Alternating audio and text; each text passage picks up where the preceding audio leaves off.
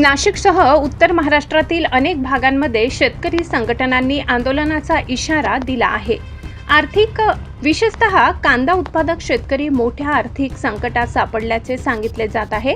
शेतकऱ्यांच्या मते बाजारात कांद्याचे दर घसरल्यामुळे खर्चही निघत नाही, त्यातच खत, बियाणे आणि वाहतूक खर्च मोठ्या प्रमाणात वाढला आहे। याशिवाय अनेक शेतकऱ्यांना अद्याप पीक विम्याची रक्कम मिळालेली नाही असा आरोप करण्यात येत आहे। सरकारने तातडीने मदत जाहीर करावी अशी मागणी आंदोलनकर्त्यांकडून केली जात आहे। शेतकरी संघटनांनी जिल्हाधिकारी कार्यालयावर मोर्चा काढण्याची तयारी सुरू केली असून आंदोलन अधिक तीव्र करण्याचा इशाराही देण्यात आलाय।